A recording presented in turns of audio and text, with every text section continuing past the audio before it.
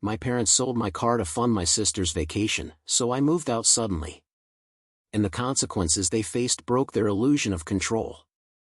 I'm a 24-year-old guy who's always been the responsible one in my family, the quiet, dependable son who never asked for much and always got things done. I started working part-time jobs when I was 16, bagging groceries after school while my friends hung out or played video games. I saved every single dollar I could, skipping parties, fast food, even basic luxuries just to build something for myself. My parents loved telling their friends how mature I was for my age, how they never had to worry about me, like I was some kind of household appliance that just worked quietly in the background. But at home, it was different. They didn't praise me. They didn't ask how I was doing. The closest thing I got to gratitude was silence, and sometimes, that felt louder than anything. Meanwhile, my younger sister Haley lived like a guest in a 5-star hotel. She never had a job, never cleaned up after herself, and still had her everyone catered to, new clothes, the latest iPhone, spa days, you name it. She'd throw tantrums if dinner wasn't what she wanted, and somehow, my parents would apologize to her. I'd be scrubbing dishes in the kitchen while they sat with her on the couch, telling her how special and sensitive she was. I used to tell myself it didn't matter. I had my own path. I didn't need the spotlight. Then I finally saved up enough to buy my own car, a used black Civic with scratched doors and a stereo that only worked if you hit it twice, but it was mine. My money. My freedom. I didn't realize it at the time, but buying that car, it wasn't just a milestone for me. It was a threat to the quiet control my family had always kept over me. And they were about to show me exactly how far they'd go to remind me of my place. That car wasn't just a vehicle, it was the first real thing in my life that no one could claim credit for but me. It smelled faintly like old cologne and fast food, the radio only picked up 2 stations clearly, and the AC had a stubborn hiss, but every inch of it represented independence. It gave me breathing room, a sense of separation from the house where I always felt more like a tenant than a son. I could go where I wanted, when I wanted. No more begging for rides, no more sharing space with people who saw me as convenient. That Civic was my line in the sand. I paid for every repair myself. Oil changes, brake pads, insurance, registration, none of it cheap, especially while working part-time and taking community college classes. I skipped nights out with friends just to keep gas in the tank. My parents never pitched in a cent, never asked how I was holding up. But they still talked about it like it was part of the family inventory. Make sure your brother brings the car, my mom would say when Haley needed to go somewhere. Or worse, Haley would announce, not ask, that she was taking it, as if it belonged to her by proximity. I started setting boundaries. I told them she couldn't use it unless she asked me directly, and I meant it. Every refusal triggered an argument. Haley would storm off, call me selfish. My mom would chime in with, "It's not that deep, she just needs it for a few hours." My dad would stay silent, which meant I was the problem by default. Looking back now, it's obvious, they never saw it as mine. They saw it as something I temporarily held, until they decided who deserved it more. It started like any normal evening. I came home from work, tossed my bag on the couch, and heard my sister in the dining room, whining about how drained she was and how she needed to escape toxicity. Her version of stress? A friend ghosted her on Instagram and her favorite nail tech moved to another city. She started talking about this beachside healing retreat her friends were planning, something with yoga, smoothies, and sunset hikes. She said it like she was owed it. Like it was a reward for existing. My parents didn't blink. My mom reached across the table, held her hand like she was recovering from war trauma, and said, "We'll figure something out, sweetheart." My dad nodded silently, his usual endorsement. They didn't say no. They didn't even hesitate. It was like they were watching their princess mourn a tragedy and immediately open the royal treasury. I sat there, arms crossed, saying nothing. But inside, I was boiling. I couldn't remember a time in my life when they offered to fund anything for me, not school supplies, not field trips, not even textbooks. I once had to return a $60 chemistry workbook because they said it was a waste if I failed the class. Now they were about to drop thousands on a vacation because Haley needed clarity. Later that night, I passed by their bedroom and caught fragments of a hushed conversation. "We'll just shuffle things around, maybe use the car fund." That stopped me in my tracks. My stomach dropped. My car wasn't up for negotiation, but they were talking like it was a pawn they could move freely. I confronted them right there. Asked what car fund they were talking about. My mom just smiled and said, "Don't worry about grown-up decisions." I wish I had pushed harder. I really do. But I didn't realize, in that moment, what they were truly about to do. A few days later, I came home from work just as the sky was dimming into a dull gray, exhaustion clinging to my shoulders like wet fabric.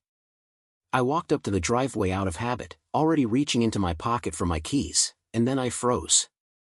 The space where my car always sat was empty. No black Civic. No familiar scratches on the bumper. Just bare concrete and silence.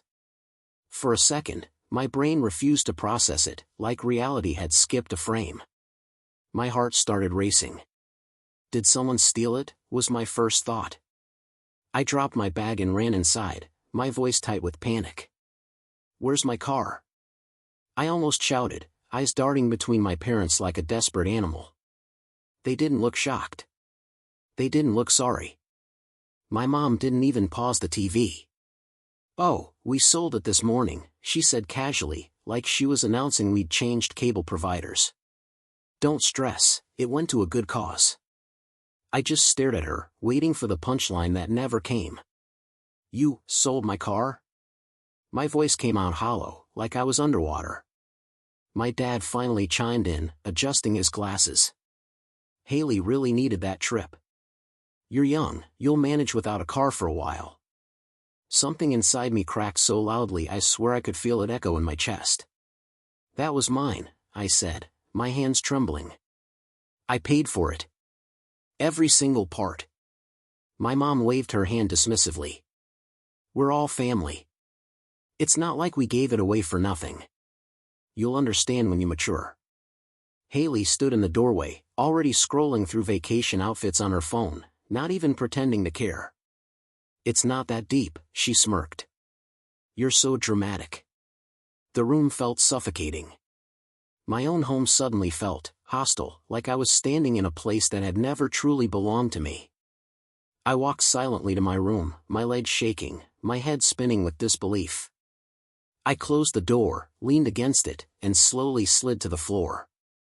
They didn't just sell my car. They sold my sacrifice. My effort. My independence. And as I sat there in the dark, staring at the ceiling, I realized something that terrified me even more than the betrayal itself. This wasn't the end. This was only the beginning. After that night, something inside me went quiet. Not calm. Not healed. Just silent. I stopped arguing. I stopped asking questions. I moved through the house like a ghost, answering only when spoken to and keeping my eyes down. My parents thought I was sulking. Haley joked that I was giving main character energy and told me to get over it. But they didn't realize, I wasn't just upset. I was unraveling. Every day after work, I'd scroll through social media and see her posting selfies with captions like "finally prioritizing me," on beaches I'd only seen in calendars, in spas where she got cucumber facials and drank overpriced green juice. And every photo, every one of them, was paid for by the thing I worked years to afford. My car. My dream. My symbol of freedom. And here she was, using it as fuel for likes. My parents kept parroting the same lines. She needed it more. "We're a family. Don't hold grudges, it's unhealthy." They had taken something deeply personal and reduced it to a family sacrifice, like I was supposed to feel noble about being robbed. I started losing sleep. I'd lie in bed staring at the ceiling, fists clenched, heart racing. I couldn't eat much. Even sitting at the dinner table became unbearable. The smell of food made me nauseous, and their conversations felt like background noise in a life I didn't belong to anymore. What hurt the most wasn't just the betrayal. It was how normal they acted afterward. Like nothing had happened. Like I should have just moved on. And maybe they really believed that I was overreacting, that my pain was just another inconvenience to manage. But something in me shifted that week. Something permanent. The version of me who stayed quiet, who kept giving, he was dying. And something colder, something more calculated, was taking his place. I didn't say a word, not even when Haley came back from her trip and flung her sand-filled luggage onto the hallway floor like a queen returning from war. She didn't ask how I'd been. She didn't mention the car. She just walked through the house like she'd earned it all. My parents, of course, welcomed her with open arms, beaming with pride like she'd just won a Nobel Prize instead of mooched her way through a beachfront vacation funded by betrayal. That week, I started building my exit in silence. I updated my resume late at night while pretending to do homework. I applied to job listings in cities hours away, anywhere with bus routes and affordable housing. A friend from high school, Marcus, who now lived 3 states over, offered me his couch if I ever got sick of the circus. I don't think he knew how serious I was. But I took him up on it. Quietly. I made copies of everything, my birth certificate, social security card, bank info. Hid them in my backpack. Deleted sensitive files from the family computer. Cleared browser history. I wasn't going to give them a reason to lock me down or sabotage the plan. At dinner, I smiled. I nodded. I asked how their days were. But every moment I spent sitting at that table was fuel for the escape I was planning. Sometimes I'd hear my mom on the phone, bragging to relatives about how selfless I'd been about the car. That's when I knew I was never going to get it back. Not the car. Not the respect. Not my place in that house. And when the final insult came, I didn't even flinch. Because by then, I had already left them. In my head. In my heart. All that was left was the execution. Haley came back glowing, sun-kissed, and obnoxiously proud, dragging her suitcase through the hallway like she'd just returned from a celebrity retreat instead of a vacation funded by my loss. She tossed my old car keys onto the kitchen table with a careless flick and smirked. "Guess you don't need these anymore," she laughed, looking straight at me. Wow, that trip was so restorative. I feel like a new person. Her voice was light, playful, cruel without even trying. I stared at the keys, metallic and useless, and felt something inside me harden. My dad chuckled. My mom smiled like this was normal sibling banter. "Don't be so dramatic," she said, sipping her tea. She didn't mean anything by it. Haley leaned back against the counter. "Relax, it's not like you were driving anywhere important anyway." The laughter around that table felt like knives. Not sharp enough to kill, just deep enough to remind me exactly where I stood. I excused myself without a word and walked to my room, closing the door slowly, deliberately. My hands were shaking, but my mind was cold and clear. I logged into my bank account and withdrew every cent I'd saved. Folded clothes, chargers, documents. Only what I could carry. Only what was mine. The rest could burn for all I cared. I wrote the note with steady hands. "You sold your son's trust for a vacation. Keep the house. Keep the control. I'm building my life elsewhere." I placed it on the kitchen counter beneath the keys, like a punctuation mark on years of silence. While they slept upstairs, snoring peacefully, unaware of the emotional war they'd waged, I slipped out the back door with my bag cutting into my shoulder. The night air was sharp, damp, unfamiliar. I didn't look back. Not at the porch light. Not at the windows. Not at the place that drained me dry. I reached the bus stop just as the first hint of dawn touched the horizon, my phone vibrating with missed calls I refused to answer. The engine hissed as the doors opened. And as I stepped forward, heart pounding, I realized I had no idea what awaited me on the other side of this choice. Only that there was no turning back now. The first call came before the sun fully rose. My phone vibrated against my palm as the bus rattled down the highway, streetlights blurring into streaks of yellow and white. Please answer. My mom's name flashed across the screen, followed by missed calls from my dad, then Haley, then both of them again. I watched it all in silence, my heartbeat steady but heavy, like I was observing someone else's crisis from a distance. When I finally stepped off the bus hours later, the air felt colder, sharper, unfamiliar. Marcus greeted me with a hug that was more grounding than anything I'd felt in months. His apartment was small, cluttered, and imperfect, but it felt safe. Mine. For the first time, I didn't feel like I was walking on emotional glass. The messages kept coming. Where are you? You're overreacting. We're worried, come home so we can talk. You took this too far. Talk. As if this was a misunderstanding. As if they hadn't made a calculated choice to strip me of my independence and laugh while doing it. I switched my number that night and blocked them on every platform.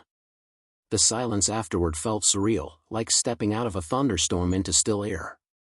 But even in that quiet, my chest remained tight, bracing for whatever retaliation I knew would come next. Because families like mine didn't lose control quietly. I started my new job the following week, warehouse assistant. Nothing glamorous, but when my manager handed me my first schedule, I felt a strange flicker of pride. No one there knew me as the obedient son. No one saw me as leverage. I was just another guy trying to survive. Then came the emails. Long, emotional paragraphs filled with concern wrapped in subtle blame. You hurt your mother. We just wanted to support your sister. You're breaking the family apart. They weren't sorry. They were panicking. Because for the first time in their lives, they couldn't reach me. Couldn't manipulate me. Couldn't rewrite the narrative with proximity and pressure. And somewhere deep down, I knew this wasn't over yet. They hadn't finished trying to pull me back. And when their next move came, it would change everything. About a month into my new routine, waking up early, clocking into a job that didn't drain my soul, making instant ramen taste like survival, I got a message from my cousin Leo. He wasn't someone I talked to much, but we had mutual relatives who loved to gossip. His message was short but sharp. Dude, you might want to check in on your folks. SHT's hitting the fan. Asterisk. I called him from a payphone just to be safe. What he told me made me sit down on the curb outside the gas station. Apparently, Haley had maxed out a credit card while she was on her luxury healing trip, fancy hotels, overpriced massages, designer swimsuits, and never made a single payment.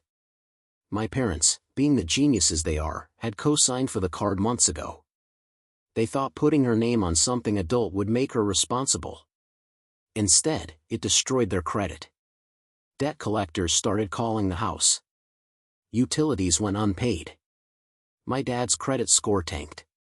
My mom had to cancel her online shopping subscriptions and temporarily pause the spa memberships she and Haley swore were essential for their mental health. And then, surprise, they tried contacting me again. This time the tone was different. My dad emailed me with this fake cheerful energy, asking how I was doing, saying he missed his son and wanted to rebuild the bridge. My mom followed up with an emotional guilt trip essay about the strength of family and how no rift is too big to heal. But the thing is, I saw through it all. It wasn't love. It wasn't remorse. It was desperation. They didn't want me back. They wanted a backup plan. They thought I'd still be the fixer, the reliable one, the safety net. But I wasn't that person anymore.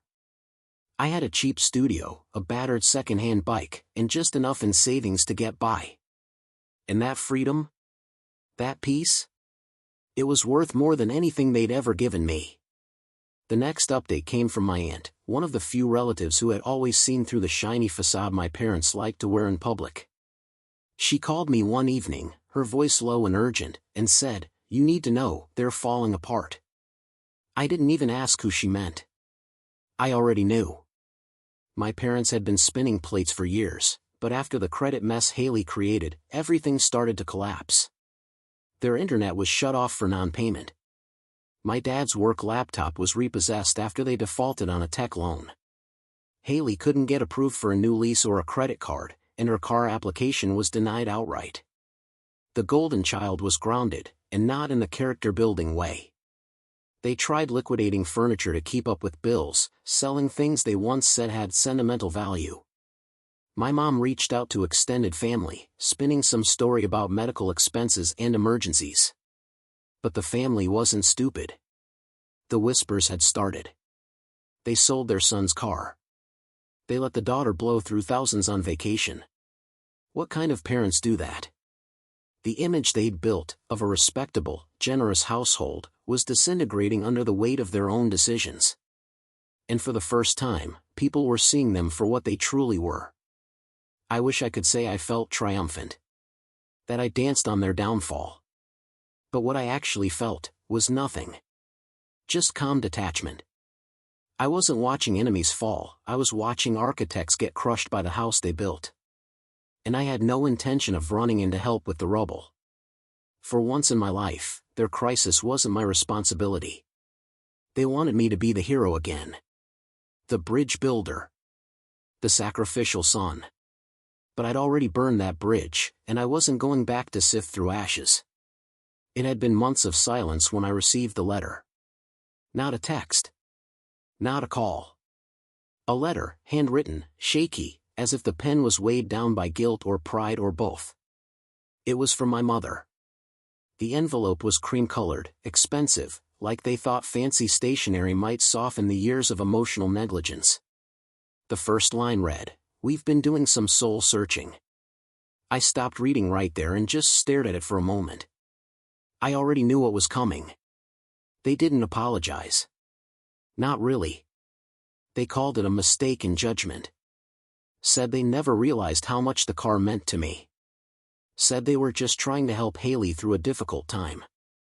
My mom wrote that she hoped we could start over, and that family should never be divided over material things.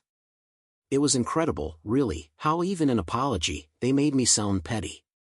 As if I'd abandoned them over a car, not years of being used, dismissed, and betrayed. A week later, I got an email from Haley.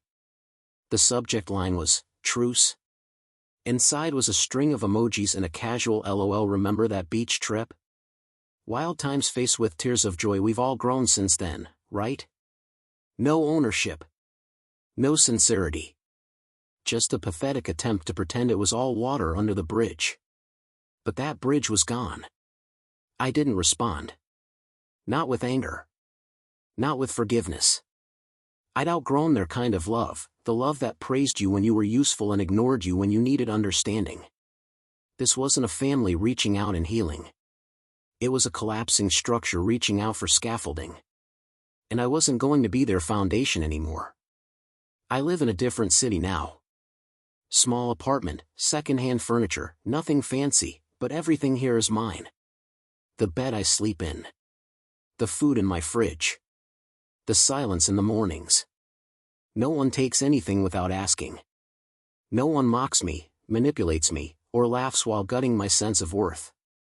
It's peaceful in a way that still catches me off guard. I bought another car, an older model, scratches on the bumper, the kind of engine that grumbles when it starts. But when I hold the keys, I smile. Not because of the freedom it gives me, but because of what it represents, a clean break from everything they tried to keep me trapped inside. Sometimes I think about the boy who used to carry the weight of 3 people's expectations just to feel loved. The one who thought if he worked harder, gave more, and kept quiet, he'd finally earn their respect. He doesn't live here anymore. I've stopped trying to explain myself to people who were never listening. Stopped hoping they'd suddenly see me for who I am. My value doesn't hinge on how useful I am to others. It doesn't come from sacrifice. It comes from boundaries. From walking away when you realize you're being devoured in the name of family. They still reach out, every now and then. Birthdays. Holidays. Empty greetings followed by subtle guilt. I don't respond. Not out of bitterness, but because silence is the clearest boundary I've ever set. They made their choices. I made mine. And in the end, it wasn't rage or revenge that broke their illusion of control. It was absence. I didn't burn bridges. I disappeared beyond them. And when they turned around, expecting the same old son standing there with open arms, they were left with nothing but the echo of their own decisions.